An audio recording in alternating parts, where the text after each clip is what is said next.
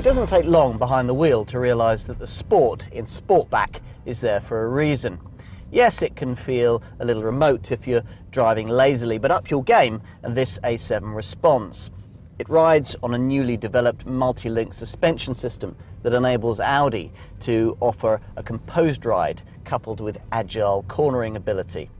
True, it never shrinks around you in the way that some big cars can manage, and the electrically assisted power steering can sometimes feel a little on the light side, but the chassis is keenly sharpened, offering enthusiastic drivers enough options to compensate.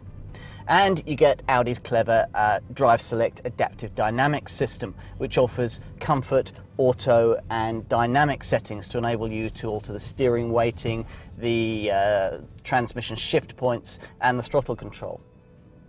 Under the bonnet, the range is based around V6 power. Given that over 90% of sales will be to diesel buyers, it's actually a surprise to find as many as two petrol options. A entry-level 204 PS 2.8 litre FSI unit or a rip-snorting 300 PS 3 litre TFSI engine. That's the unit borrowed from Audi's S4 Sports Saloon and uses supercharging to sprint from rest to 60 in just 5.6 seconds, courtesy of 440 Newton meters of torque. Now, both these petrol models feature quattro four-wheel drive, as does the diesel variant that I'm driving here, a 3-litre TDI quattro with 245 PS, capable of rest to 60 in 6.3 seconds, courtesy of 500 Newton meters of torque.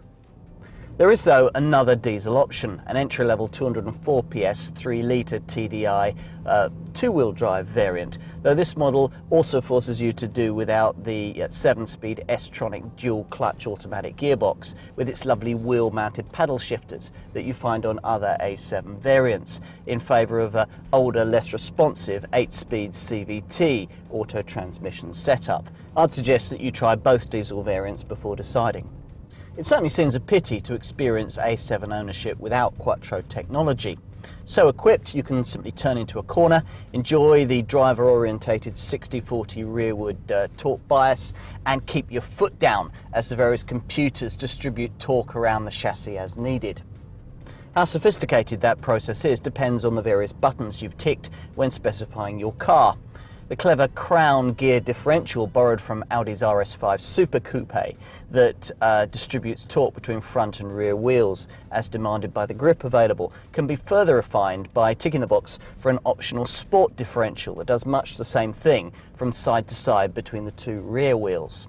Go for that particular option and you really do get a car capable of turning into corners like a shark turning towards a meal, giving you real confidence in the way that this car is going to turn in and grip, with each wheel getting exactly the right amount of torque for the condition of the road beneath you. With all of this kit fitted, this Audi becomes an instantly more engaging driver's car than its obvious rivals, and one that's a lot more fun to push hard than I expected it would be. But what's important with this model, of course, is not B-road blasting, but highway cruising.